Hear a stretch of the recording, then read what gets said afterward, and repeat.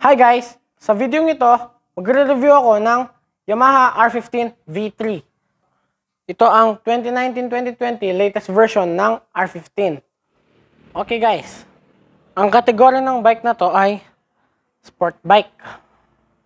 Yung engine displacement niya ay 155cc. Yung fuel tank capacity, 11 liters. Tapos yung fuel cons niya ay 47.92 km per liter. Ganun siya katipid, guys. Tapos, yung rear suspension niya, monoshock. Diba? Monoshock siya. Yun. Yun, guys. Then, yung front suspension niya ay inverted shock. Yan. Inverted shock siya. Diba? Then yung rear tire niya ay 130 by 70 by 17. 130 by 70 by 17. Yun ang size niya sa rear tire. Then yung front tire niya ay 90 by 80 by 17. 90 by 80 by 17. Yun. Then meron siyang alloy mag wheels. Yan. Rear and front. Then, rear and front, both disc brake. Pero walang ABS. Then, yung ground clearance niya ay 170 mm. Which is best for cornering. Yung weight niya, 142 kg. Diba? Given na sport bike siya, pero napakagaan. Yun. Okay guys. Tapos na tayo sa basic specs and features. Dito naman tayo sa first impression and review. Dito, front fairings niya. Yan, napaka-sporty looks, di ba? Napaka-edgy. Edgy, yan. Ang mga ilaw. Diba? Yan. Sporty talaga siya. Pang aerodynamics talaga. Then, ito yung mga side mirrors niya. Mukhang matibay naman. Yan. Di siya gawang cheap. Ganyan. Tapos may windshield. Yun. Yung tank niya, nakabalot siya ng plastic. Yan, guys. Dito tayo sa panel gauge. Yan. Panel gauge niya, pag inon mo, yan yung lilitaw. Diba? Dami niya. Gear indicator. Yung fuel gauge. Tapos yung mileage. Yung RPM.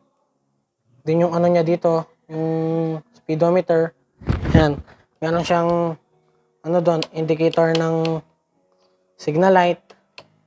Tapos meron siyang high beam, low beam. Dito. Tapos may logo siya ng engine check doon. Tsaka temperature. Yun. Tapos may neutral light din siya. Yun. Yun lang naman yung mga nasa panel gauge niya. Dito naman tayo sa switches. Dito sa left switch, meron siyang ano dito. Yan. Meron siyang switch sa horn. Yan. Horn, di ba? Tapos, switch ng ng signal light. Yan. Then, yung passing light niya, nandito. Hindi siya nandito kagaya ng ibang motor. Nandito siya. Tapos, low beam, high beam. Doon naman tayo sa right switch. Meron siyang on and off switch dito sa right switch. Tapos, wala siyang switch ng light. Tapos meron siyang ano dito, switch ng hazard. Tapos dito sa ilalim, meron siyang start button. Yan. Yun. Dito tayo sa fuel tank. Dito sa gitna ng motor. Yan yung fuel tank niya. meron siyang ano dito, parang fins. Yan. 4 dito, 4 din dito sa kabila. Then, meron siyang ano dito, yung dalawang emblem, right and left. Meron siyang emblem. Tapos dito sa gas cap niya, napakaganda ng quality, oh. Yan. Diba? Matibay. Then dito guys, linagyan na ng may-ari ng tank rubber grips. Meron din siya dito. Diba? Tapos, stock muffler. Tapos, stock shifter. Then, ito yung ano niya, master. Yung brake master. Then, yung caliper. Yan.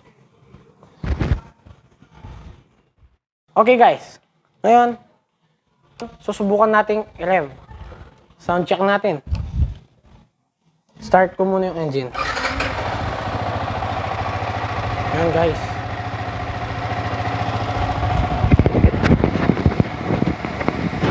Papalinig ko sa inyo yung ano niya.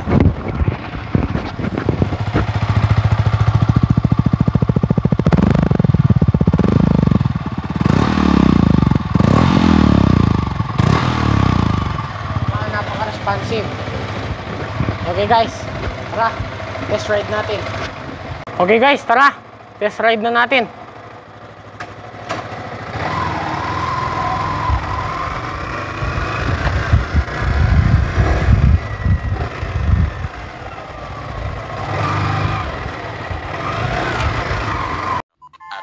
Inches later. Okay guys, palabas na tayo ng highway.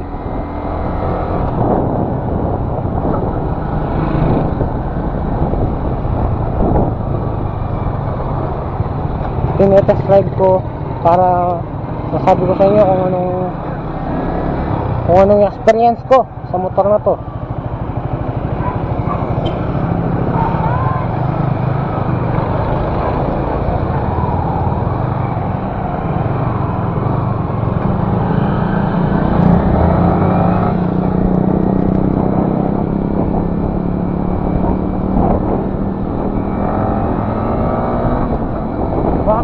Napaka-responsive ng kanyang makina.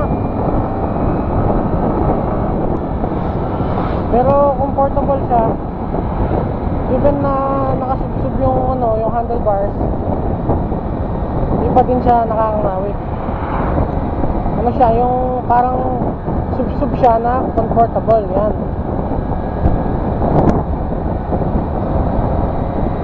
Ganyan yung gusto kong motor, yung relax ka lang magmaneho.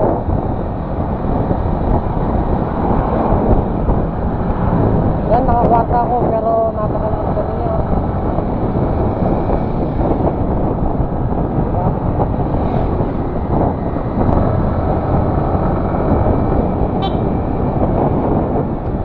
Diba, napakalakas. Chill ride lang, chill ride. Ayaw natin padalas-dalas. Sa daan ko guys, ito sa highway na to, first time ko mag-drive ng motor. Although nakapag-drive na ako ng dito sa sasakyan, pero motor hindi.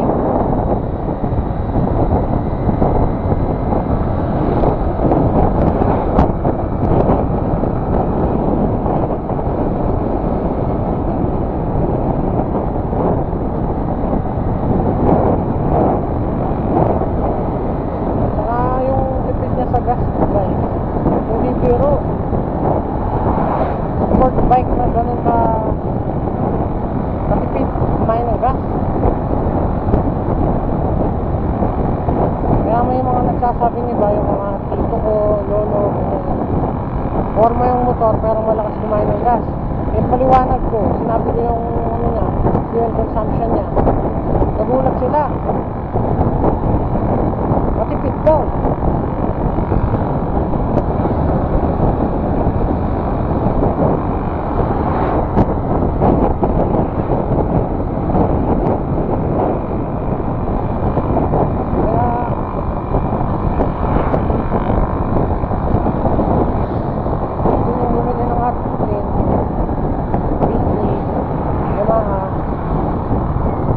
sinasabing ito bilhin nyo. Pinapakita ko lang kung gaano siya kaganda. Walang bias na rin dito guys. Kung anong nasa mata ko, yun lang sinabi ko. Saka kung anong nasa motor, nakalagay sa motor, yun yung mga sinabi ko.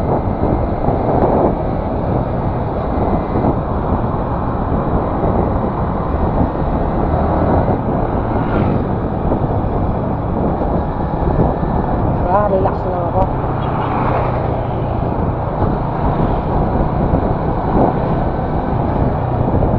Dito guys, maraming sasakyan na nakapark, kaya dahan-dahan lang tayo. Ikot lang tayo dito guys sa mga junction ng Kapa at saka papatok ng Concepcion.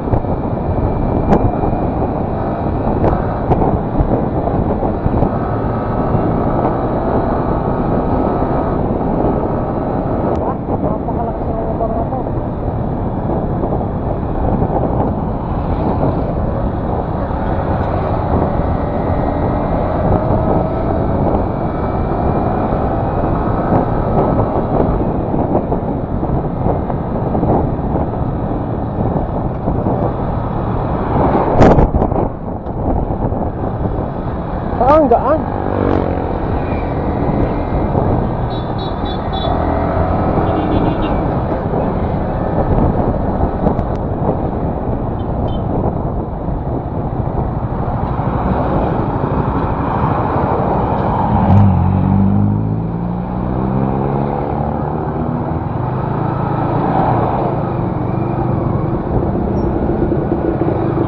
Hindi na pala kami papasok ng junction.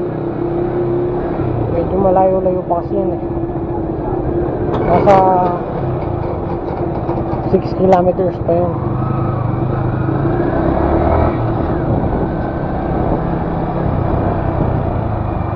Magtatagal na tayo. Pupunta pa tayo doon. Ayun, di ba? Pag kayo naman yung nakaupo dito, yung nag-drive, tingin nyo parang nasa R1 kayo, yung R6, ganyan, yung mga big bike ng Yamaha. Ganyan yung feeling.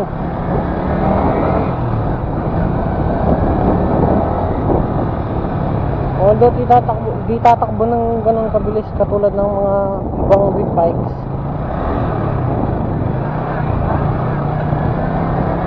malakas pa din siya.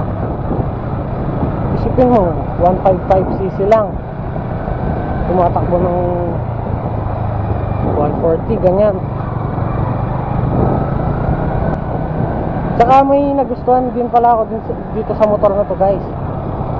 Nagustuhan ko dito ay yung suspensions. Napakalambot. Tignan nyo guys, diba? Diba? Sarap gamitin.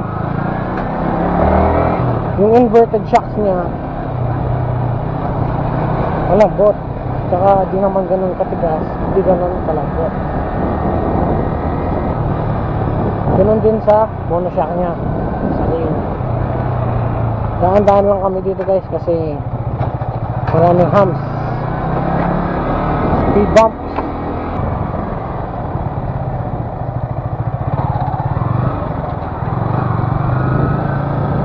May mga ginagawang daan din kaya dito kami dumaan.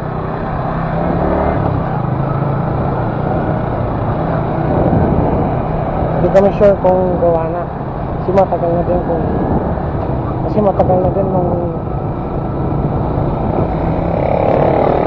dumaan dito.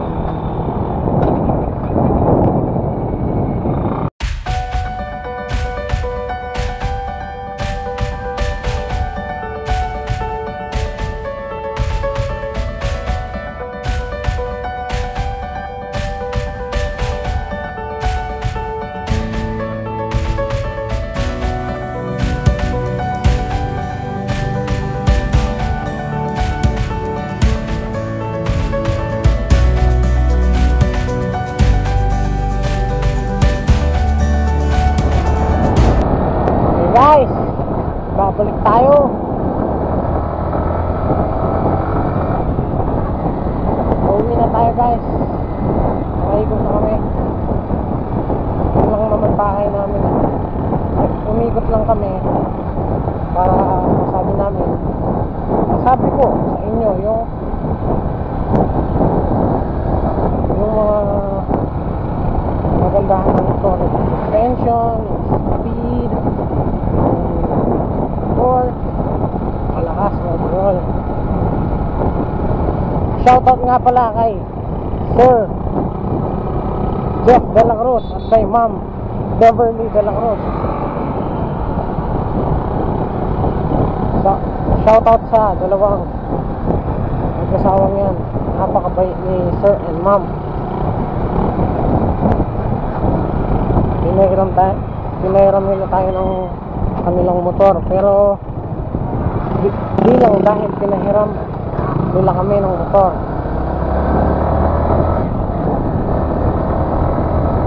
dahil sa